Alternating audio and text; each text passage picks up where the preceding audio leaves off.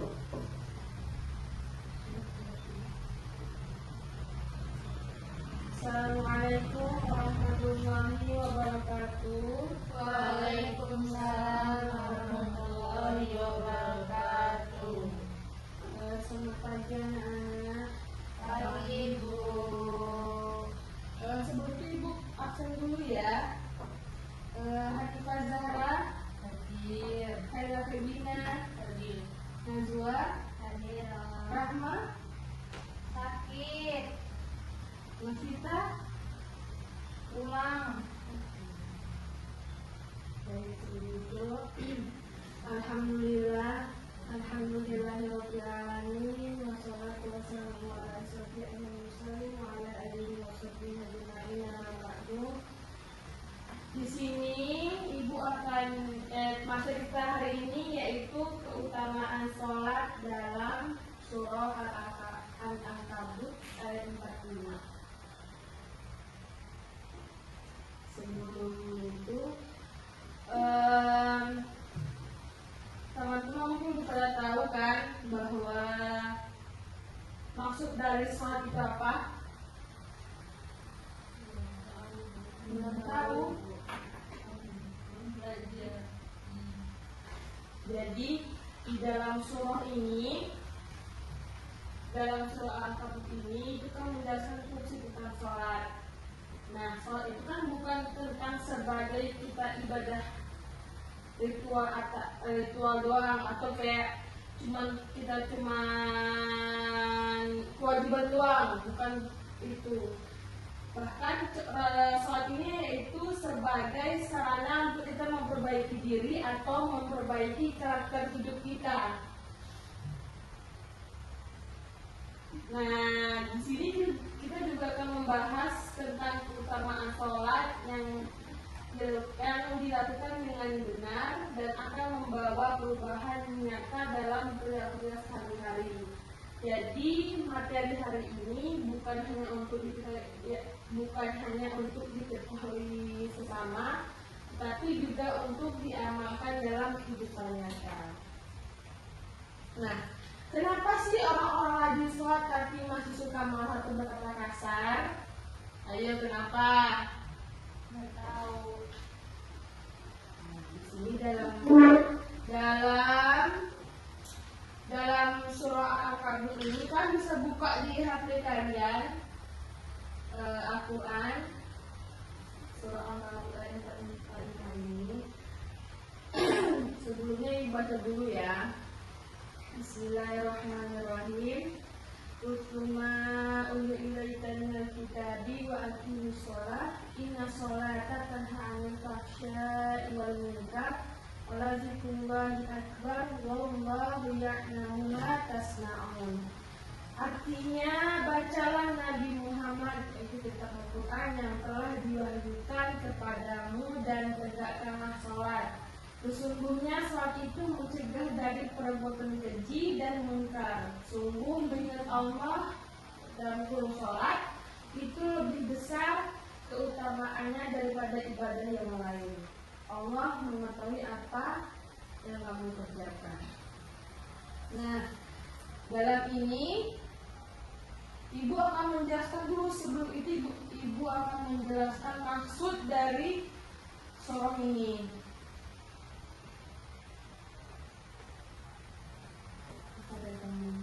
Anak-anakku.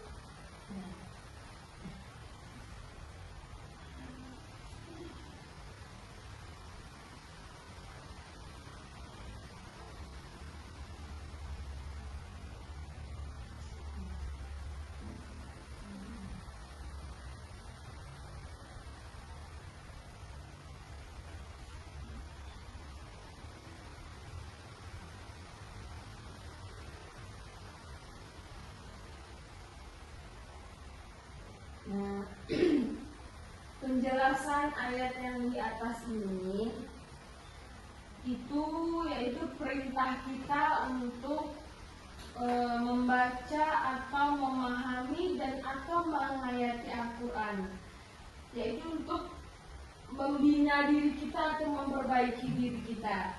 Nah, maka dilanjutkan oleh kewajiban kita untuk melakukan sholat wajib yang sering kita tahu itu sholat fardu atau sholat 5 waktu. Ya, karena apa? Karena untuk melakukan itu kita tuh harus menyempurnakan atau mengkhusyukkan hal tersebut.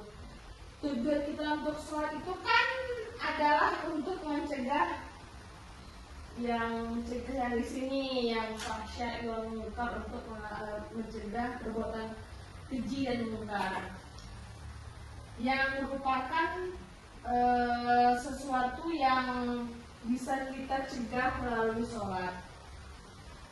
Untuk ini ada hadis yang terkait oleh ayat tersebut. Ini dari Ibnu Jarir, itu maksudnya itu barang siapa yang telah mengerjakan sholat tetapi sholatnya tidak dapat mencegah dari perbuatan keji dan munkar, maka sholatnya itu tidak akan menambah sedikit pun atau kecuali yang bertambah jauh dari Allah. Nah, dari sini kita bisa tahu kan bahwa ayat ini itu menjelaskan untuk kita melakukan sholat untuk mencegah perbuatan keji dan munkar, yaitu dengan cara kita untuk memohon pertolongan kepada Allah. Terus kita kayak dengan sholat ini kita bisa merasa dekat dengan Allah gitu loh. Terus tapi Bu, kenapa ya Bu ya orang yang punya ilmunya dalam, terus dia udah hafal Quran, terus dia seorang anak yang terpandang untuk tetap melakukan bermaksiat, nah kemungkinan sholat yang mereka lakukan itu belum benar. Maksud dalam benar itu kayak mereka tuh belum khusyuk atau untuk menyempurnakan. Nah gini loh, orang yang sudah benar sholatnya, dia tuh udah tahu loh bahwa melakukan hal tersebut itu dilarang oleh Allah. Nah, kalau seandainya kita nih, tapi Bu, kami tuh seorang berdosa Bu, tapi kami kayak mana ya Bu, kayak malu loh ketemu Allah Bu, gitu. Nah, mau kayak mana pun ya, Allah tuh bakal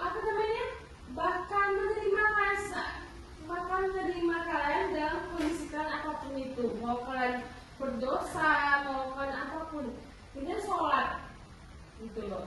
Jangan sholat itu untuk kewajiban. Sholat itu kayak kita tuh udah cinta sama Allah gitu.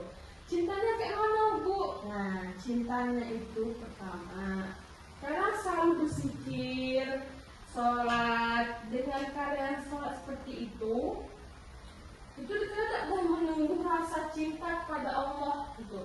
Karena kayak untuk meninggalkannya atau menunda itu kami tidak punya waktu untuk meninggalkan hal tersebut. Nah, karena kalau seandainya sholat kalian benar, terus sesuai sama aturan yang telah ditentukan, itu dalam melaksanakan tuh kayak mudah gitu. Intinya dari awal tuh wudhu kita tuh dibenarkan dulu. Maksud dibenar tuh kayak khusyuk, memang niat itu memang untuk menyembah Allah atau kayak bermohon kepada Allah. Nah, kalau semua dari awal sudah bagus, nanti setelah sholat itu tetap bagus, bakal menyempurnakan atau mengkhusyukkan. Nah, terus bagaimana sholat mencegah perbuatan keji atau munkar Bu? Nah, yang pertama kita tuh bisa melatih kedisiplinan. Karena nih sholat yang dapat 5 waktu atau 5 kali sehari, kalau kita tentu itu melatih itu ada 5: ketertiban, manajemen waktu, bertanggung jawab, sama konsistensi. Nah, seseorang yang terbiasa disiplin dalam ibadah lebih disiplin dalam hidup. Kenapa? Maksudnya kalau kita disiplin dalam sholat, nanti hidup itu kayak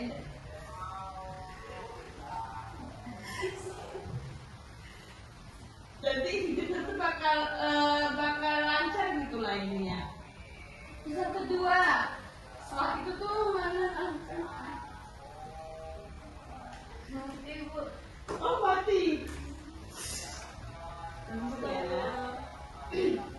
Sholat itu menenangkan hati atau emosi. Nah, sholat memiliki unsur ketenangan yang ada tiga, yaitu wudhu. Wudhu itu untuk menyucikan diri dan efek psikologis. Terus yang kedua, bacaan Al-Quran, yaitu menenangkan pikiran. Terus yang ketiga, gerakan teratur, itu membuat tubuh rileks. Jadi kayak sholat itu bukan tentang ibadah doang, itu bisa juga untuk kesehatan kita. Nah, itulah sebabnya banyak orang yang merasa lebih tenang setelah sholat. Orang yang tenang lebih sering melakukan hal yang buruk. Yang ketiga, itu menumbuhkan rasa takut kepada Allah. Nah, dalam sholat kita tuh membaca takbir, kebetulan ikram itu kan, ayat Al-Quran, terus tasbih, doa dan istighfar. Nah, semua ini tujuannya untuk mengingat kita bahwa Allah itu melihat atau mengawasi kita, gitu loh. Orang yang merasa diawasi lebih berhati-hati tidak melakukan maksiat. Jadi kayak orang yang merasa sudah cinta sama Allah, dia tuh ketika melakukan maksiat itu dia tuh berpikir dua kali gitu. Maupun itu orang yang berilmu banyak ataupun enggak. Yang keempat yaitu menguatkan kesadaran diri, yaitu muhasabah. Nah, sholat itu ada 4 poin. Yang pertama, momennya tuh ada 3 momen merenung dalam sholat tersebut, terus momen introspeksi diri, terus momen evaluasi diri. Nah, seseorang yang lagi introspeksi diri cepat sadar ketika melakukan kesalahan, lalu meninggalkan kebiasaan buruk. Nah, dengan cara sholat itu juga bisa loh untuk muhasabah diri kita sendiri. Lalu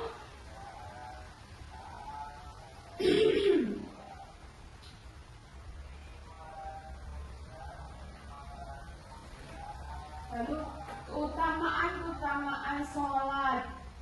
Yang pertama itu menghapus dosa kecil.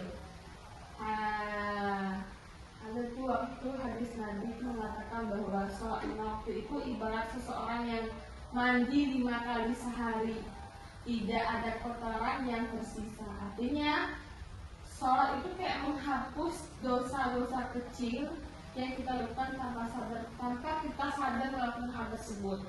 Lalu yang kedua, mendekatkan diri kepada Allah. Nah, maksudnya kayak sholat itu adalah waktu terdekat antara hamba dan Tuhannya. Semakin dekat seseorang dengan Allah, semakin baik akhlaknya. Maksud dari hal tersebut ini, orang yang melakukan sholat itu emang kayak itu nggak butuh doang sama Allah.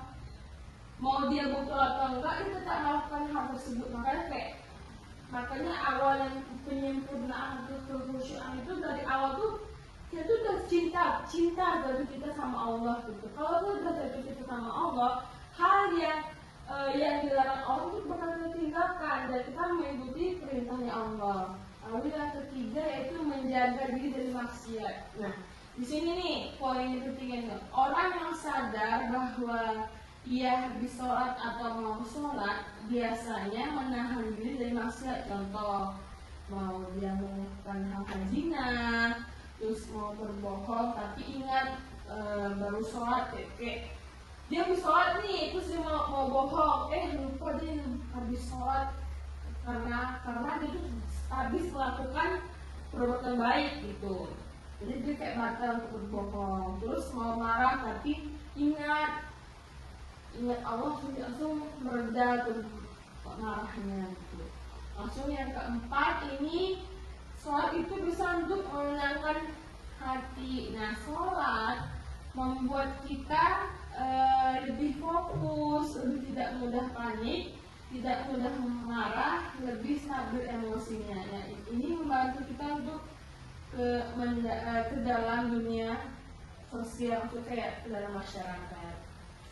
Nah, sebelum masuk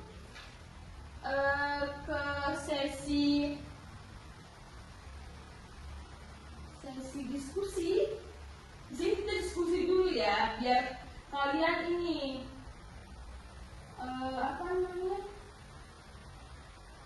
paham apa yang ibu maksud tadi. Setiap orang mempunyai jawaban masing-masing. Sebelum masuk diskusi,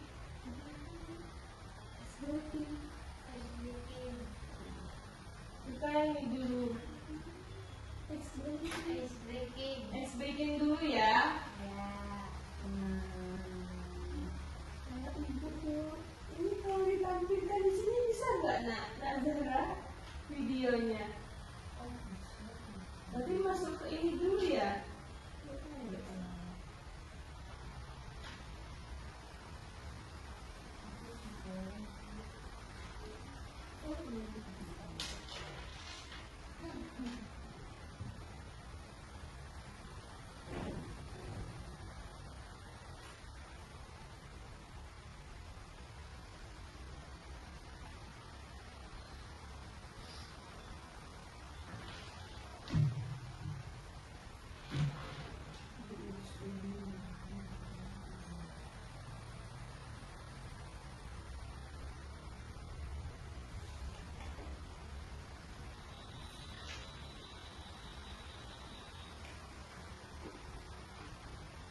Kok nggak ada suaranya?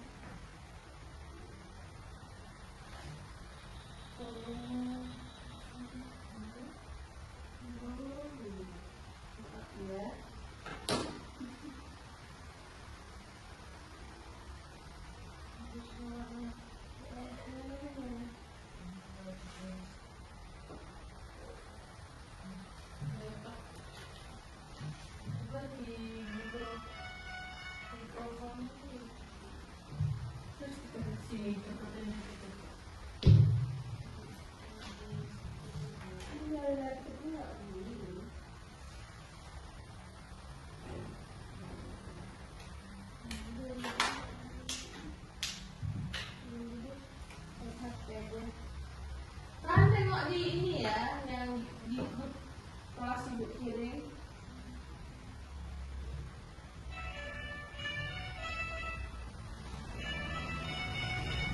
Udah siap? Siap.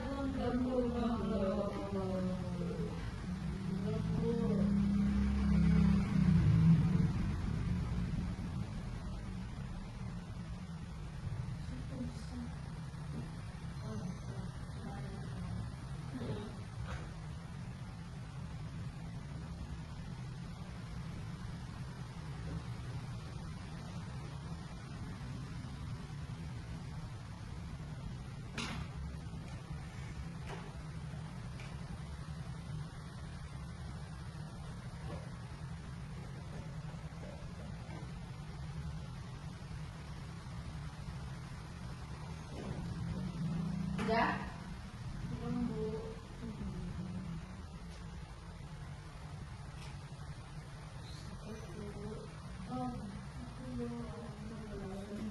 Jangan bertengkar dong. Nggak bisa.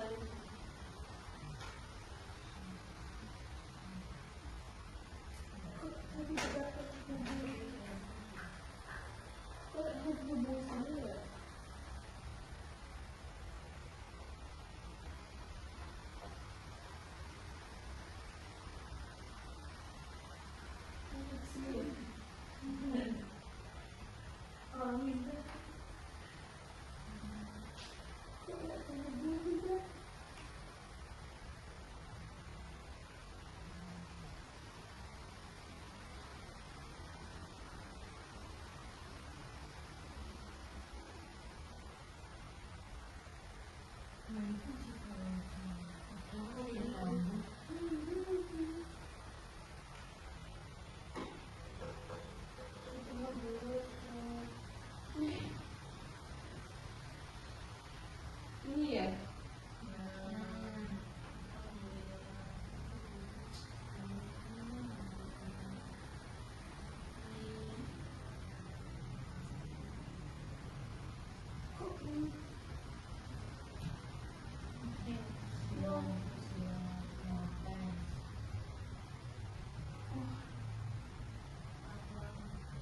Terus.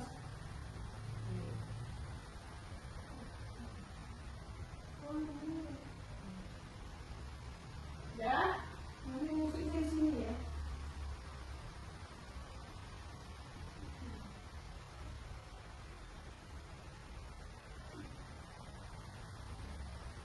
Tuh, kasih ya. Hah? Cobain dulu. Oh iya. Sama ibu ya. Bersemangat, bersemangat, bersemangat. Janji pokok, janji pokok, janji pokok. Sayang.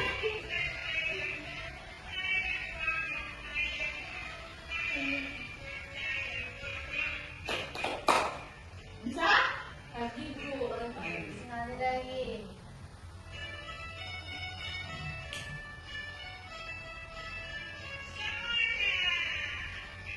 Bersemangat, bersemangat, bersemangat.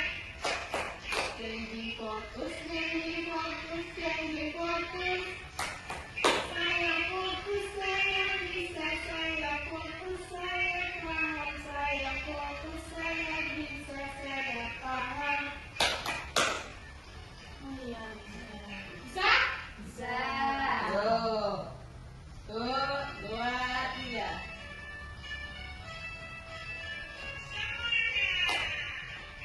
Bersemangat, bersemangat, bersemangat. Janji fokus, janji fokus, janji fokus. Saya fokus, saya bisa, saya fokus, saya paham, saya fokus, saya bisa, saya paham. Sekali lagi ya. Semangat dong anak ibu. Belum makan dulu.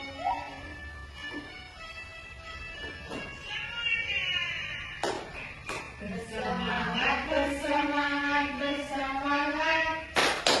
Janji fokus, janji fokus, janji fokus. Saya fokus, saya bisa, saya fokus, saya paham, saya fokus, saya bisa, saya paham. Oke, terima kasih.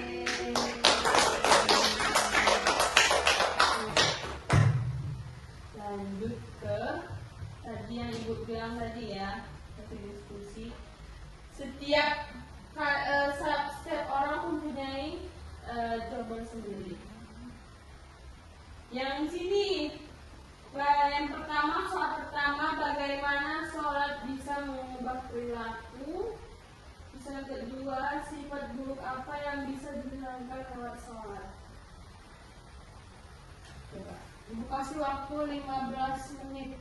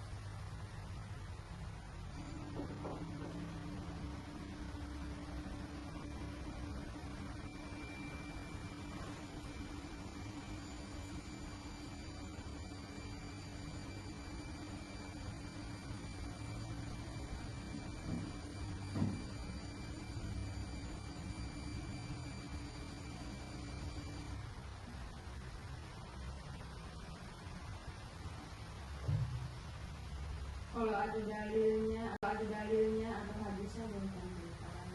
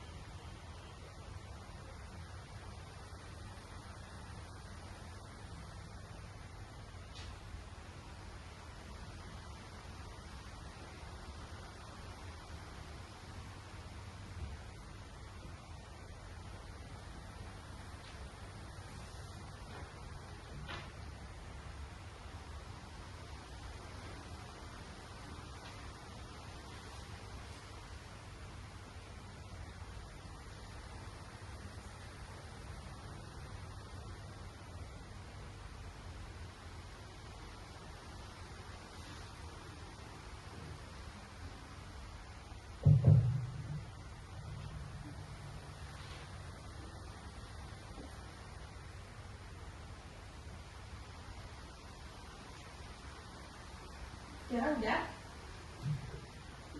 dicari kena jangan ngelamun. Dua-duanya aku dijawab. Oh iya dong. Enggak satu aja. Enggak. Soalnya yang hadis sekarang dikit. Apa hadisnya? Hah? Sama hadisnya. Kalau ada boleh. Itu nanti penambahan nilainya.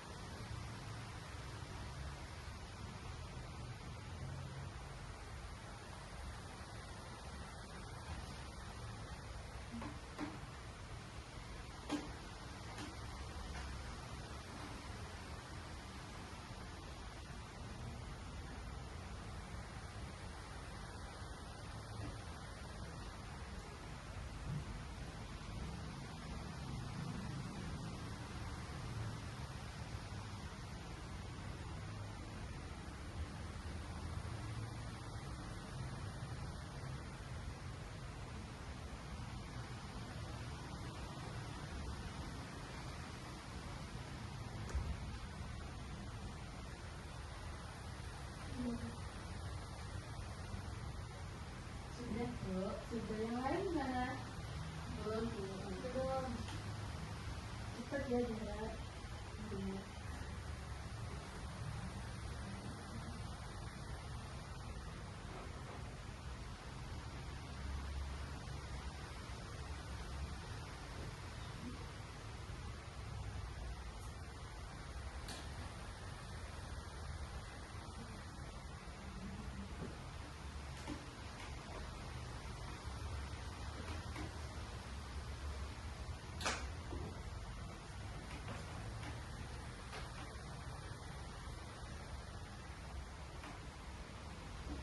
Kayla udah.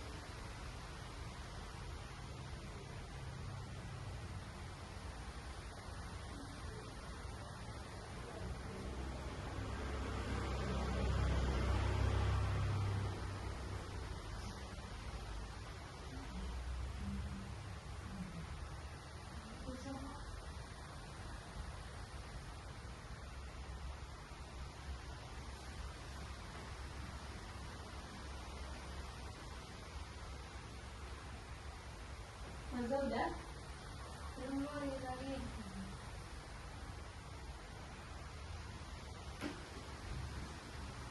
Yang ini kan ini. Sudah boleh tuh, boleh tuh. Oh, sudah. Kalau udah? Hamza? Udah. Udah. Udah.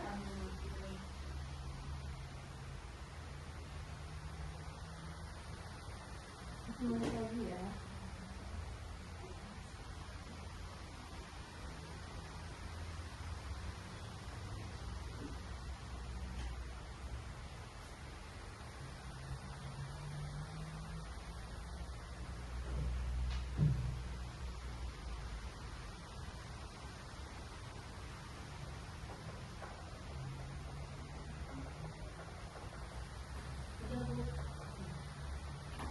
Coba jawaban dari punyanya Zara dulu deh kan yang pertama.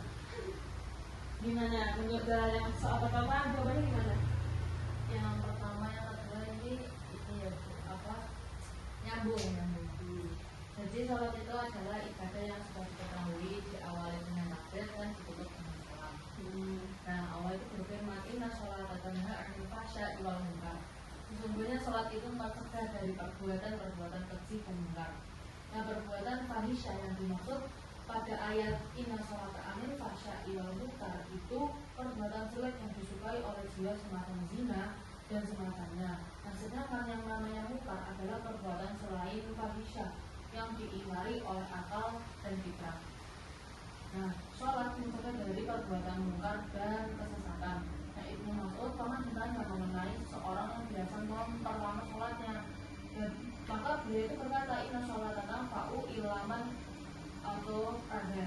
Nah, sholat tidaklah bermanfaat kecuali jika sholat tersebut membuat seseorang menjadi taat. Nah, Hasan berkata, kan sholat tanam tandu anil fasya iwal munkar lam yusdal biha minallahi illa bukan. Nah, barang siapa yang melaksanakan sholat lantas sholat tersebut tidak mencegah dari perbuatan keji dan munkar, maka ia hanya akan semakin menjauh dari Allah. Nah, terus Abu Ali itu juga pernah berkata, inna sholatati hasalah suri sholin kota sholatin la yakunu fiha syai'un minha bihi khalala falai satu bi sholatin ikhlas wal khasyah wa dzikrillah. Wal ikhlas ya'muru bil ma'ruf wal khasyah tanha'u 'anil munkar wa dzikrul Qur'an ya'muru wa yanha. Kayak yang berbicara sama Bu Indah itu, dalam sholat ada 3 hal di mana jika ketiga hal ini tidak ada maka tidak disebut sholat. Nah, 3 hal tersebut itu yang pertama yaitu ikhlas, yang kedua rasa takut, dan yang ketiga yaitu zikir kepada Allah. Nah, ikhlas itu adalah itulah yang memerintahkan pada yang ma'ruf atau kebaikan. Nah, rasa takut itulah yang mencegah dari kemungkaran, sedangkan zikir melalui Al-Quran yang memerintah dan melarang akan sesuatu. Nah, kapan sholat bisa mencegah dari perbuatan keji dan munkar? Nah, di sini Syekh Muhammad itu bin Shalih Al-Utsaimin rahimahullah mengatakan sholat bisa mencegah dari kemungkaran jika sholat tersebut dilakukan dalam bentuk yang sesempurna mungkin. Nah, sebenarnya sholat itu, kalau jika kamu bertekad untuk bermaksiat atau hatimu condong pada maksiat, maka kamu lakuin sholat, maka terhapuslah semua keinginan jelek tersebut. Namun tentu saja hal itu dengan syarat sholat itu adalah sholat yang sempurna, terhanyut dalam sholat yang khusyuk. Bagaimana untuk sholat yang sempurna? Nah, Syekh Ibnu Utsaimin itu ketika sholat seharusnya seseorang itu mengkonsentrasikan diri untuk tepat kepada Allah. Nah, jangan sampai ia menoleh ke kanan dan ke kiri sebagaimana kebiasaan sebagian orang sholat. Jangan sampai terlintas di hati berbagai pikiran ketika sudah masuk dalam sholat. Nah, jadi kesimpulannya, sholat memang bisa mencegah dari perbuatan dosa dan maksiat karena bisa mengajak pada kebaikan. Namun dengan syarat sholat tersebut dilakukan dengan yang pertama memenuhi rukun wajib dan memenuhi rukun syarat wajib dan melakukan hal-hal sunnah yang menyempurnakan sholat seperti wudhu dan lain-lain. Yang kedua, membuang jauh-jauh hal di luar hal sholat ketika sedang melaksanakan sholat.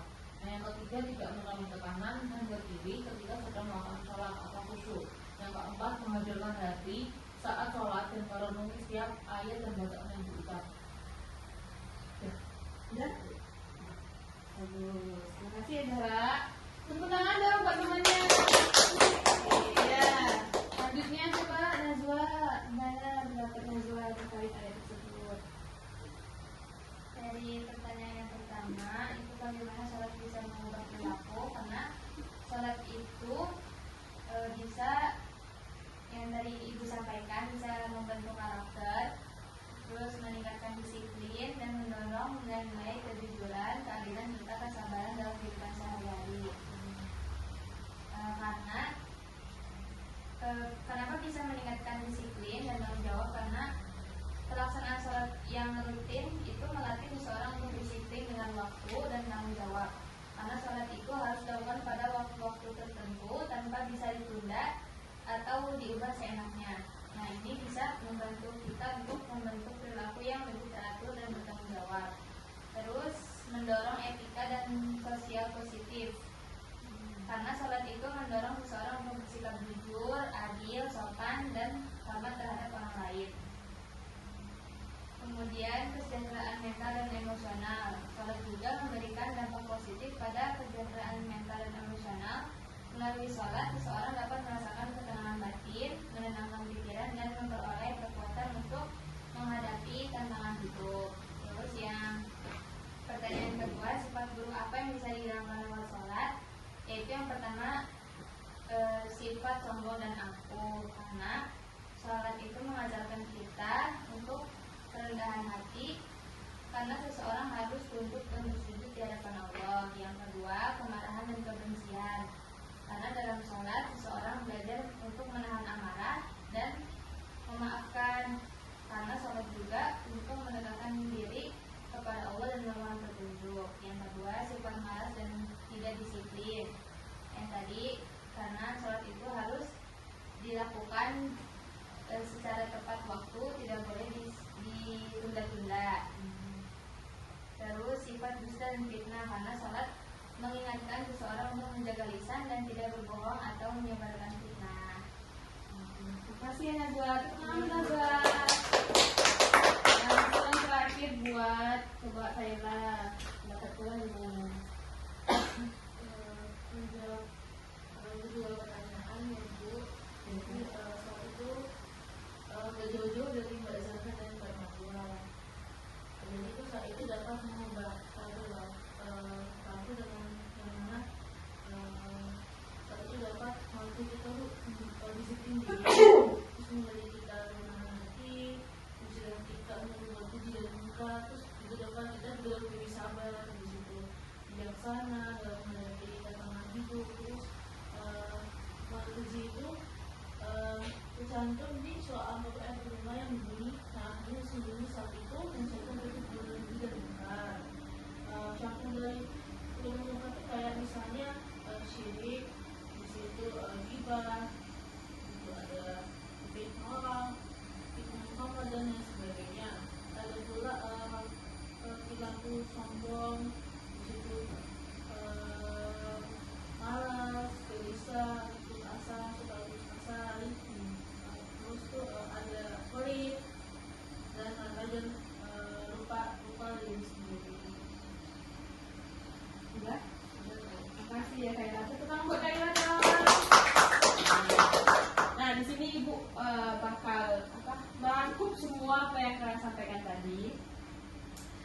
Pada intinya emang sama. Maksud dari ayat tersebut ini tuh menjelaskan bahwa membaca Al-Quran dan mendirikan sholat itu adalah cara untuk kita memperkuat hubungan kita kepada Allah SWT. Nah, sholat yang dilakukan itu ya harus khusyuk, terus ya harus benar juga kan, karena untuk mencegah seseorang dari perbuatan keji yaitu fasya dan segala bentuk kemungkaran.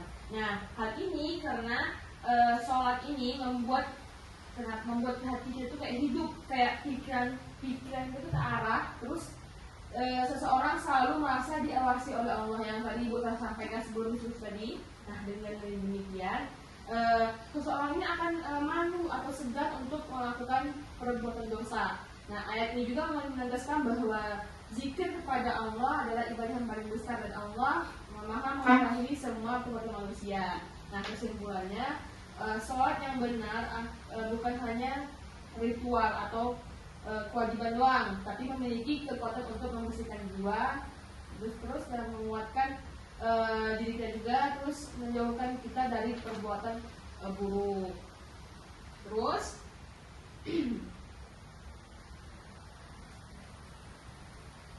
lalu kan sholat kan melatih kesabaran dan kedisiplinan kita. Nah, sholat ini juga kan sebenarnya bukan hanya untuk kita doang, tapi juga latihan yang Ibu bilang tadi, karakter hidup kita. Terus di dalam sholat ini kita juga akan belajar beberapa hal yang sangat penting untuk kehidupan sehari-hari, dan terutama untuk murid-murid Ibu ini untuk biar emosi kita tuh selalu stabil dan nggak terlalu terburu-buru. Nah, sholat ini juga membantu untuk kita untuk memperbaiki diri. Lalu semakin sering seseorang sholat, maupun itu sholat fardu, sholat sunat dengan benar, nah semakin pula kuat karakter hidup mereka. Lalu sholat ini tuh itu melatih kesabaran juga. Orang yang terbiasa sholat dengan tenang, terus berurutan dari subuh, zuhur, asar, maghrib, isya, itu biasanya lebih kuat untuk menghadapi emosi atau ujian dari Allah atau apapun masalah yang mereka jalani. Nah, ini untuk biar emosi kita tuh selalu stabil dan nggak terlalu terburu-buru. Nah, sholat ini juga membantu untuk kita untuk memperbaiki diri.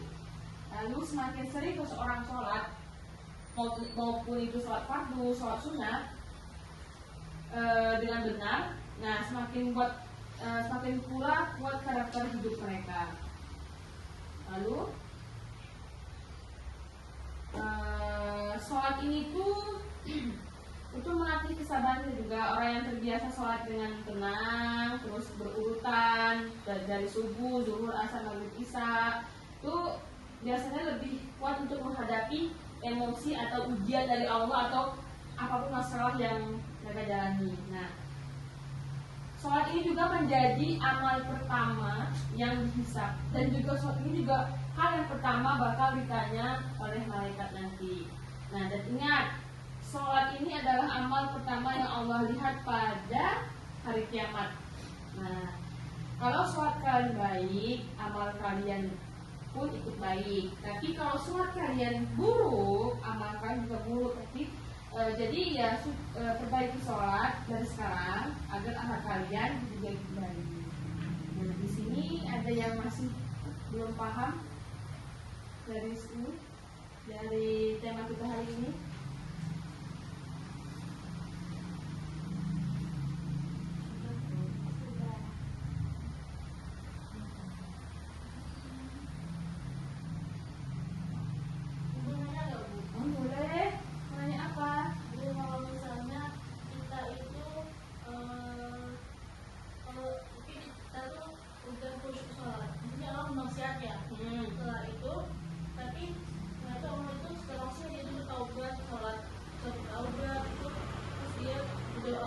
berdoa minta ampun sama Allah, tapi setelah itu dia tetap maksiat, itu gimana Bu? Apakah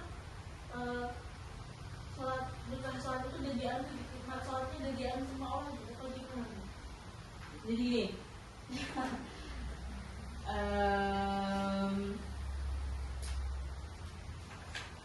sholat kan sebenarnya kan manusia biasa, pasti ya iman kadang naik turun. Nah kalau kalian pengen ibu kayak mana sih biar iman tidak naik turun, sudah mati aja.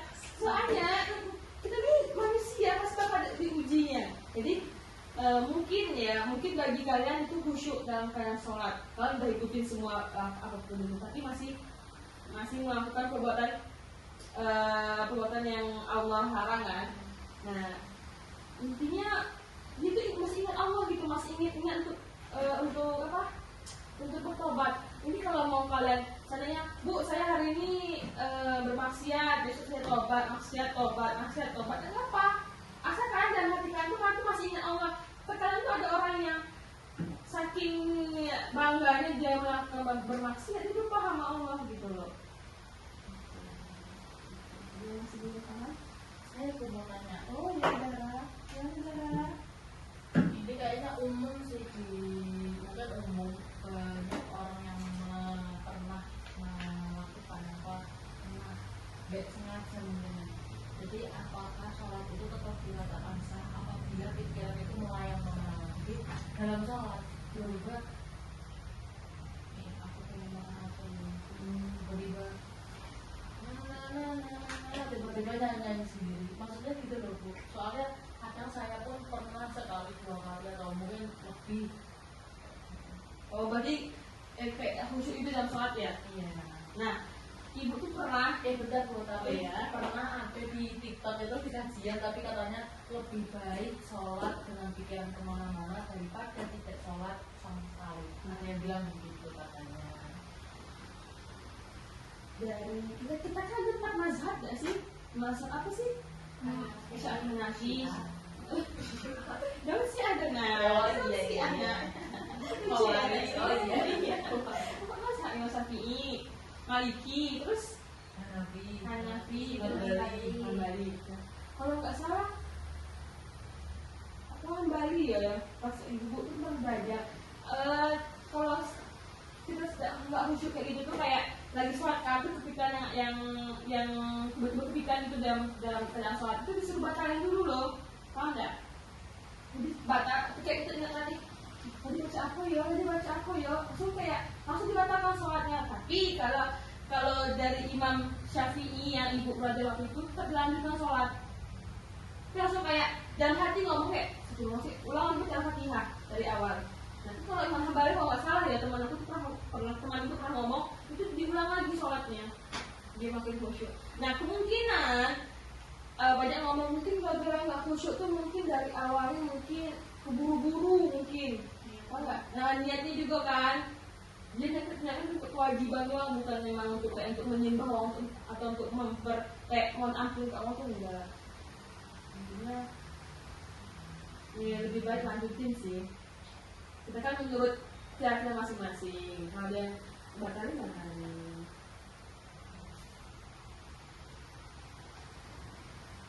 Ada lagi yang mau nanya? Najwa mau nanya, Najwa kok diam-diam ya Najwa?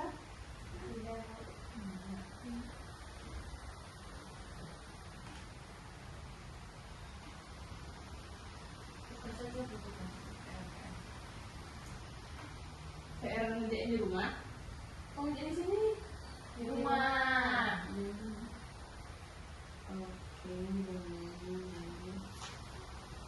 cariin ya.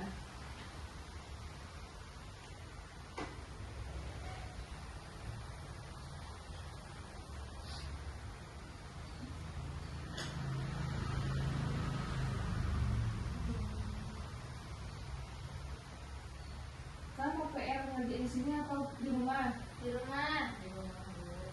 Laila kok diam, mereka mau di mana Laila? Di rumah Bu. Di rumah. Yang pertama, PR yang pertama ini kan terkait soal hadis kan.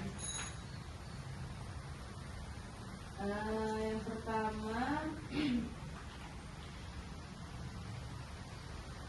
tulis kembali isi pesan utama dari surah ini dengan bahasa kalian sendiri.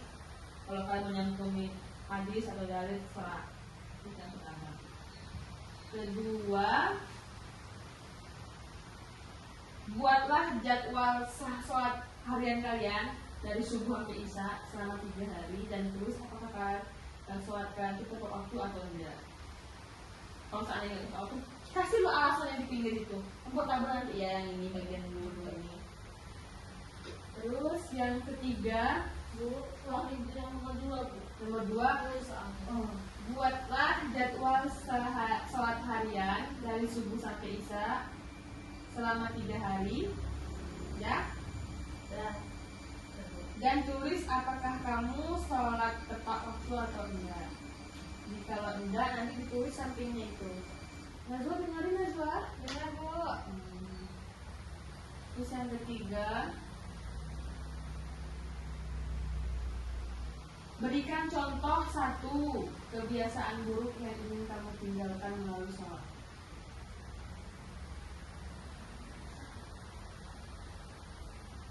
Hah?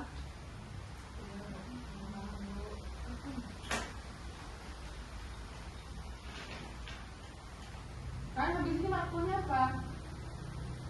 Gender ya? Nanti kan maklumnya apa? Tentang Tidak anak, oh tidak anak. Siapa yang ngajar? Bu Kaila. Bukan. Kayaknya ada di kantor kayaknya.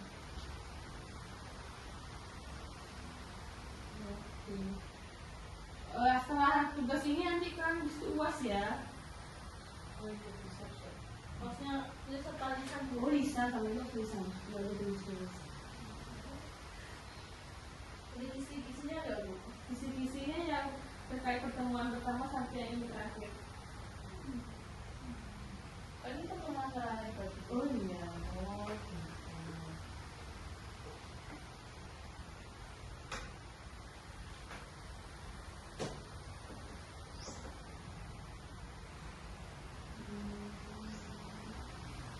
Ada lagi yang mau nanya atau mau